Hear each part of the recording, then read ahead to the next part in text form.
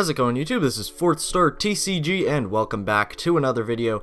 Today I am going to be doing another some kind of analysis video. I am going to be talking about how and when to use your GX attack in the Pokemon trading card game.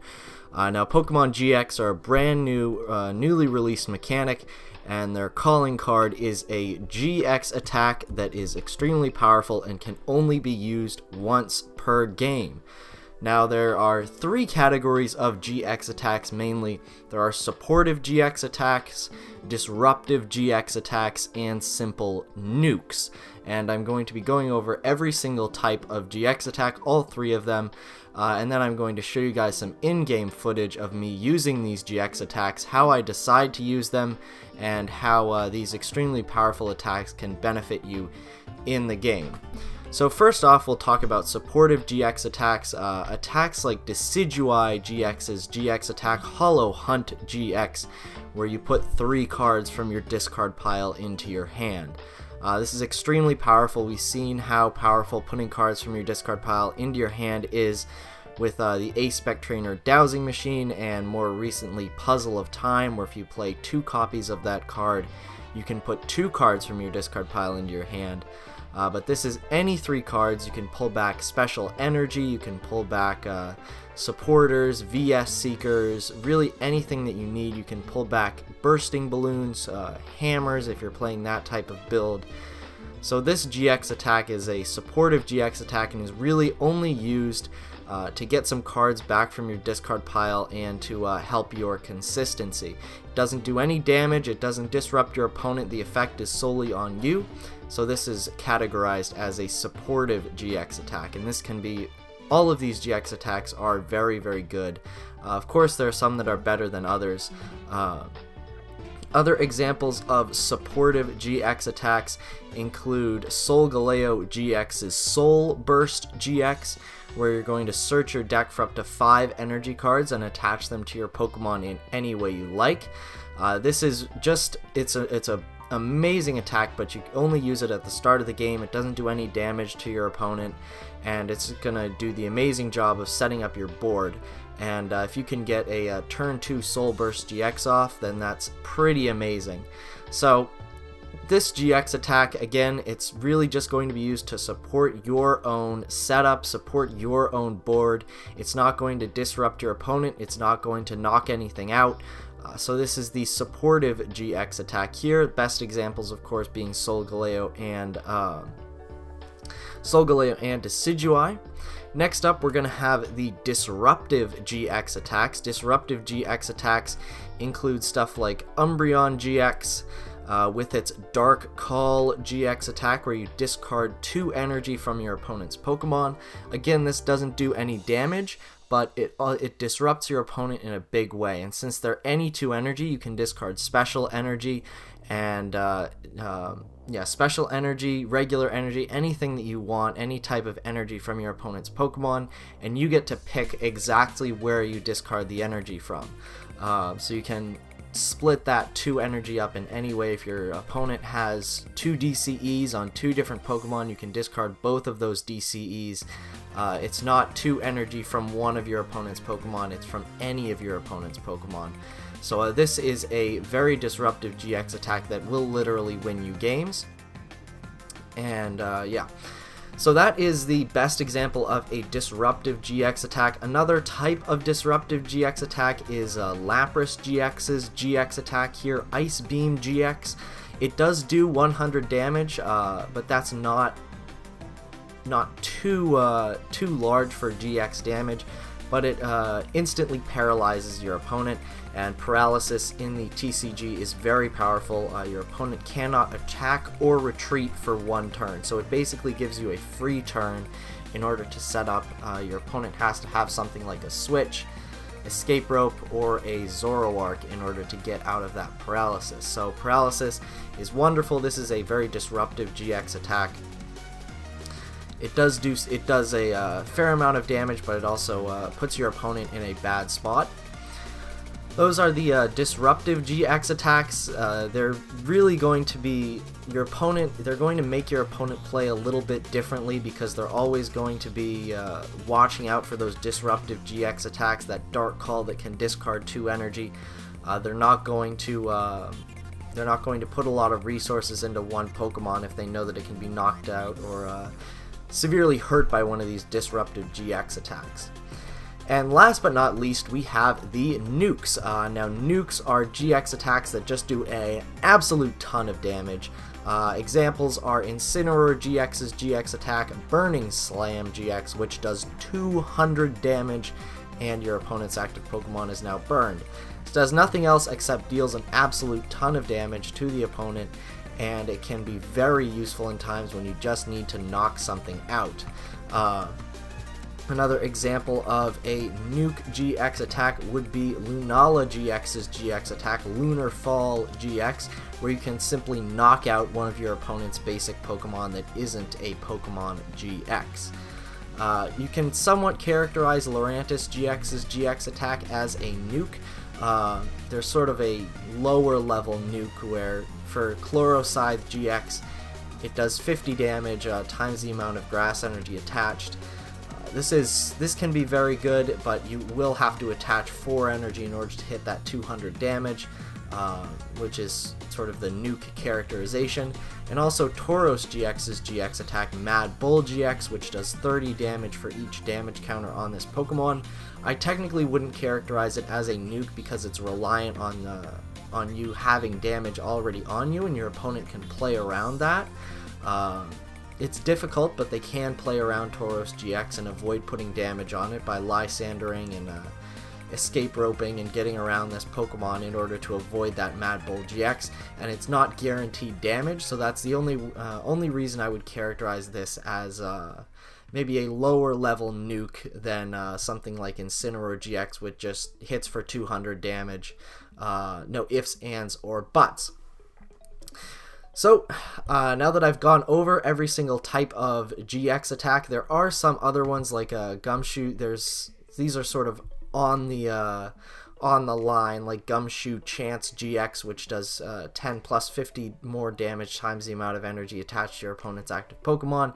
It's another one that's sort of reliant, that low-level nuke that's reliant on something that your opponent is doing. And I would simply characterize that just a bit lower because you aren't in control of it yourself.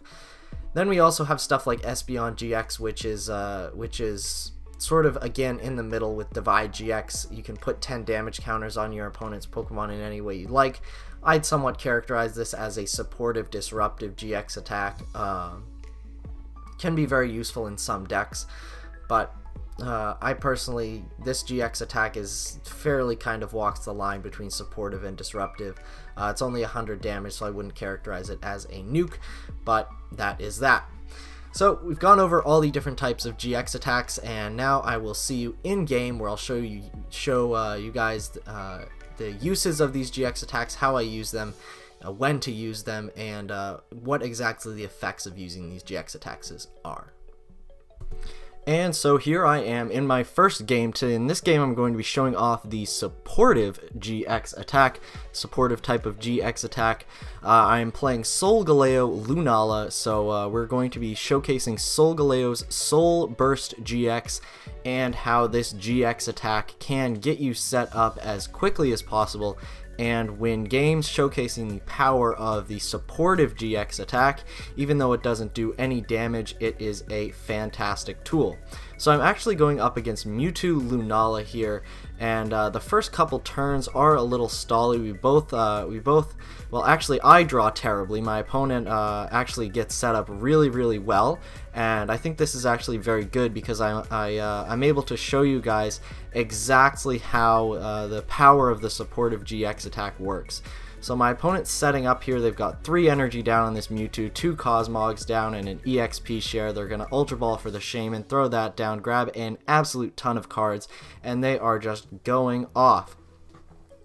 And I have just 2 Cosmogs down, and I don't have a Solgaleo in hand for next turn to Soul Burst GX, but we will see. the power of this deck, how it can come back, and how the supportive GX attack can literally win you games. And so we are going to evolve into the Cosmome here. We're going to attach. We're going to throw down the weakness policy just to get it down, because we are going to Sycamore all of that away, which is very painful. Unfortunately, we don't get the rare candy. We do have the Lysander, so we're just going to have to Dust Gathering for this turn. My opponent, again, continuing to get even more set up, and they are going to switch into their Mewtwo and knock out our Cosmog. But now we are ready to go with our Solgaleo. We're going to Ultra Ball, we're going to get a Cosmog down, and we're going to N. And this looks very good for us next turn. We have that rare candy, we have that Ultra Ball, and we are going to Soul Burst GX, our supportive GX attack. We are going to get 5 energy onto the field. Our plan here is to get Psychic energy down, because Mewtwo is weak to Psychic, so we can hit with Lunala GX and put the beat down on our opponent. So now my opponent does not N us, and we are able to grab out that Lunala GX, rare candy it up, and now just Sycamore, hopefully we could grab, I was hoping for an Ultra Ball off of this so we could get rid of those Talonflames. Unfortunately, we just draw a Max Potion, but we're going to switch into our Lunala, Psychic Transfer all of that energy on. We've got so much energy thanks to our Soul Burst GX, and there goes the Mewtwo. So they're going to get some, they're going to move some energy thanks to EXP share. They're going to throw down that Cosmog, but we've got the Trainer Mail. We're going to get the Special Charge. We have VS Seeker for Lysander, which we are going to knock out their other Mewtwo. So we've now taken 4 prizes. We've gotten rid of all those Mewtwo's thanks to our supportive GX attack, which has set us up for the game. I think this game perfectly showcases the power of the supportive GX attack and how it can be used to set up your board state in a fantastic way, and our opponent just forfeits. So there we go, there's the supportive GX attack, and now on to the other ones. And here we are with our, which one's this one? I believe this is our Nuke GX. Okay, there we go. So this is our Nuke GX attack. We are going to be using Lurantis GX. I know I said it was a soft nuke, but I still think it is a very powerful GX attack. So we are going to be using this. We are facing off against Mega Rayquaza. This is a very powerful deck, something that Lurantis has some trouble with as its healing really doesn't work. But my opponent seems to start slow. They have a Shaman start. They have 2 Shamans down. They're really not drawing much. We do see that Glaceon, and this Glaceon scares me because even though I do play Trevenant in this deck, it's going to be very difficult to get around that Glaceon. So I think I'm going to target down that Glaceon with my GX attack. Hopefully that is what we are going to be using. That's what we're going to be knocking out with our GX attack. We're going to evolve into Lurantis and Professor Sycamore. We're going to get our board state set up as much as possible. And now turn 2, we have our Lurantis set up, which is just wonderful. So of course we're going to be our main objective in this deck in this game is to shut down our opponent. We have a great start.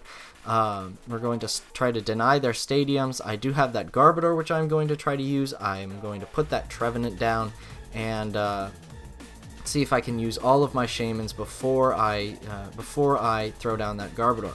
So we're going to get as much energy and as much of our Shamans down as possible, and now we're just going to Solar Blade to knock out the Shaman. Now still that Glaceon on the bench is a threat, just needs a DCE and it can block all of my attacks, all damage from evolved Pokemon.